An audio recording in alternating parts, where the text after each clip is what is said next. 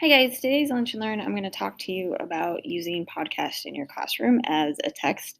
Um, Last year, Devin and I wanted and talked about trying to work in podcasts into our classroom, and we kind of just jumped into it, and we really liked it. Obviously, we're going to modify some things, but we kind of did ours along the line as using it as a mentor text as an example for students because they actually did a research project throughout first semester to make their own podcast. However, you don't necessarily need to have it be used as a mentor text. You could use it as um, an actual textbook or a reference or just extra material for the students to use throughout class. So I'm going to talk a little bit about what we did, why we did it, and options for you to use in your classrooms as well. So just some statistics behind podcasts and why it's good to use. Um, According to a study in 2019 by Infinite Dial, you had 50% of people over the age of 12 listening to podcasts. Um, and the number of listeners actually increased 48% in 2 years between the ages of 12 to 24. So that's our demographic is our teenagers right now. A lot more of them are listening to podcasts. So by giving them this in class, you're meeting them where they are and you're showing them how to use it as a tool or as an informational piece instead of maybe just finding some random stuff online. This way they can go to something that's a little more reputable. So, why would you want to use them? Um, Most podcasts are high interest. Even if one kid doesn't like it, there is probably a podcast out there for someone. Uh, Tons of people are doing them now because they're easy to do. And there is literally a podcast about anything. If you search for it and put podcast behind it, you're probably going to find a podcast on it. It's a nice break from the norm in class. They're not just sitting and reading. Not that that's obviously a bad thing, but it's beneficial because now they're working on listening skills as well. A lot of the feedback that Devin and I got last year was that they were fun and it made learning fun. In class, they said it didn't feel like they spent 45 minutes digging through information in a textbook because they weren't, but they were still getting a lot of information from the podcast. So they didn't feel like they were learning, even though they were. Um, and an added benefit this year is that with the podcast, they're not sharing materials like textbooks or um, handouts. So you don't have to worry about getting copies. You don't have to worry about the shared materials with COVID this year. It's just available on their computer, or you can project it through your computer on the projector too. So one of the things that Devin and I wanted to really make sure of was that they were being active listeners in class and that they weren't just sitting there slowly losing attention and not paying attention to what they actually were. So we need to give them a purpose for their learning. It was more than just this is what you want to model your research over and make your final project into. I wanted them to really stop and think about what they were listening to, discuss what it looked like, uh, and have some way to record their thinking. So we came up with a couple of graphic organizers. We listened to two types of podcasts for ours. We listened to one that was more fiction, and then one that was nonfiction. So the fiction one we listened to was Mars Patel, which is a mystery about students who go missing from a school. Um, and just as an FYI on how much the kids like it, they got mad that we were only listening to one um, episode of it because they wanted to find out what happened. Um, but the added benefit of that was they went ahead and went um, and searched out the podcast themselves and kept listening. So we just made a very simple graphic organizer that you could use for anything. We didn't make it necessarily specific to this podcast or to what we were doing. So obviously they had to name what podcast it was. Since we were talking about writing and doing narrative writing, we wanted them to think about how the podcast was set up for this. So we had them talk about the setting, the conflicts that were going on in the podcast, and then the characters and why they were important. We did this one together as a class. So we would stop every once in a while and fill part of it out. Sometimes we did it just as a we do, or I do, and then we did it as a we do, and sometimes we also had kids add in things too. And we always left a spot for questions that they had. It could be, we told them it could be about the plot itself, the story. It could be about how it was set up, the format of it, anything like that. We just kind of wanted them to have a place to record their extra thinking. And the nonfiction, we actually had them choose. We gave them some choice for podcasts that they could do. So they did this all on their own. So we split it up for the nonfiction and had them pause at certain points during the podcast to stop and think. So that way they just weren't rushing through it and trying to speed and not really pay attention. So after about 5 minutes, we told them to kind of get to a spot that made sense to stop. They had to put down something they heard or something they surprised you. And then we were like, we were focusing on a standard about the purpose of the text. So what they thought the purpose and then why. So on these graphic organizers, you really can sculpt it to what you need to do for what you're looking for and what your final goal is with standards and what your purpose is. Then about the middle of the podcast, we told them to stop and they had the same 3 questions to answer. And at the end, we got a little more detailed because they had all the information. So we wanted them to also go back and did I really agree with this at the end? Did what I think it was supposed to do go ahead and continue that throughout? And we gave them little hints in the italics of what they should do. And we wanted them also to think about how it was set up and what questions they had as a listener and what that would do to their podcast and what they would need to think about for theirs. So again, those graphic organizers are really what you need them to accomplish. If you would like copies of ours, please feel free to reach out and I would be happy to share them with you. So in researching podcasts as text, a lot of people question, well, why use the podcast? Because they're not reading, which is just wrong. You're just working on a different set of skills. And you could have them read because usually if you search for the podcast and transcript, that transcript will pop up so they can follow along. Plus, it's really important for them to learn listening skills too. That's actually one of the sets of standards for English.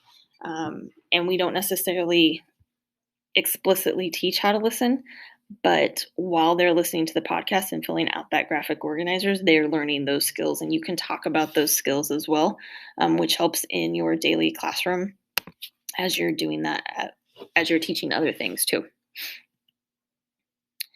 Other benefits to this, studies also show that kids will listen to podcasts over and over and over. And a lot of podcasts will have advertisements for other podcasts. So it kind of gets them hooked. It's like, here's your first one for free, and then here's some other ones. So they're actually retaining the information more because they listen to them so often. Podcasts are actually also great for kids who get distracted easily. Because of the way that the audio is set up, usually it keeps them interested and keeps them on their toes. Plus, if you're pausing it every so often to ask questions or go over some of the graphic organizer stuff, it keeps them active learning and breaks up that learning process for them as well. A specific benefit for foreign languages is they can hear native speakers and work on their pronunciation. And it's just another outlet for that to focus on the actual stuff for that. Great benefit that I know Mr. Griebel will love is podcasts are free. You can find them in several ways, which I'll go over in a little bit, but you're not paying for any new materials, but you're adding in a whole bunch of richness to your class by adding these things in.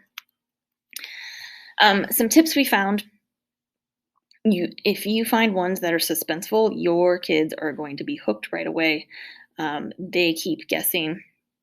Like I said, with the Mars Patel one, the kids were mad because we only listened to the one episode and they wanted more. We also listened to Bear Brook, which is a true crime podcast.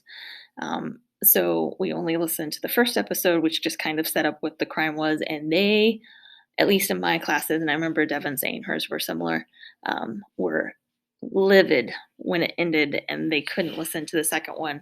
And I had several kids actually go home and listen to the entire series to find out what was happening with it, to find out who the murderer was.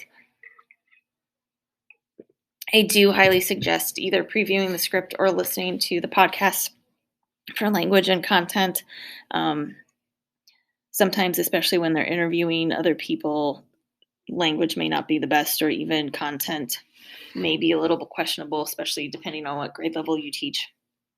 For example, some of the ones in Bear Brook got a little graphic with the murder scenes.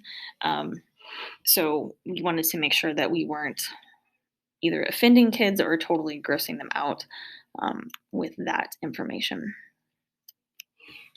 So there are tons of podcasts. I've already talked about this. Like, you can put any topic and put podcast behind it in a Google search, and you are going to find a podcast about them. Here are some I found for general classes. And just because I put them into these categories definitely does not mean that they couldn't be used cross-curricularly. A lot of the dramas could be used in English. They could be used along in history, and science ones could be used in math. Math ones could be used in science. I mean, it's what you need them for and what your purpose is. So just think through those.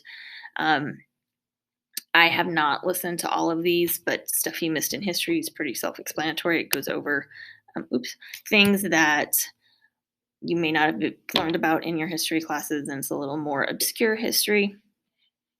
Throughline is really cool. It takes a historical event and ties it in with a current event and kind of talks about how the historical perspective behind the current event today. They had a lot of great ones this summer talking about the protests and tying that in with the civil rights movement in the 60s and even Reconstruction in the 1860s. Slow Burn focuses on presidents and conflicts. Science, this just would take like 60-second science, takes something and goes over the topic really quickly. I don't want to go over all these because it'll take forever. I think everybody's heard about Serial. It's the first season follows a guy who has been claiming he was incorrectly sentenced for murder. The dramas, these are all fiction. I listened to Bloodline in about 3 days this summer. It's a drama about these two adult children who are flying to somewhere in the Caribbean to meet their parents for Christmas, and their parents both die in a plane crash. But nothing is as it seems, and there's lots of twists and turns, and it was great. Code Switch was also a great one to listen to this summer because it talked about implications of ethnicity in America right now and specific topics. Plus, they also gave great music recommendations constantly. Sporkful is all about food. Lonely Palette is about art. Lore would be a great one to use in history too. It takes myths and legends and looks at the historical perspective behind those. Armchair Expert is by Dax Shepard, and he takes like crazy ideas and like goes through them and becomes an quote unquote armchair expert. And My Favorite Murder goes through true crimes. This one, I would say, if you're planning to use that for some reason in your class, I would definitely preview because the two ladies on that have no problems throwing around inappropriate language. So, where can you find these? All of them are online, obviously. There's several different ways to get them. Um, it just depends what source you want to use and how you want to get to them. Stitcher, iHeartRadio, and Spotify also have podcast lists. Obviously, you can get them through the Apple Store and iTunes, but there's also Google has their own podcast thing, so the kids can easily get to it using their apps. So you just click on podcasts, and it has the trending ones, excuse me, in several areas highlighted. But if you're looking for a certain one, you just type it in, it pops up, and you can search by subject to, let's search for math. And then you get episodes and general podcasts as well. So, like I said, tons of them out there to use and find. Other resources, like I just talked, to Google your topic and podcasts, and they'll get you a ton of results. Don't be afraid to talk to your friends, colleagues, and family. What are they listening to? What do they think could help you with? This is also a great time to use your PLN or Personal Learning Network on Twitter or Facebook. Jump into your subject area Facebook group or just tweet out, I'm looking for a podcast about this subject, and chances are people are going to inundate you with many, many things. So Devin and I really enjoyed doing it. It kind of just, it was a nice change, and it didn't feel as much, it wasn't as weighty, even though the topic matter in those podcasts were pretty weighty. So if you want more information after listening and watching this, feel free to stop in and I will help you find podcasts.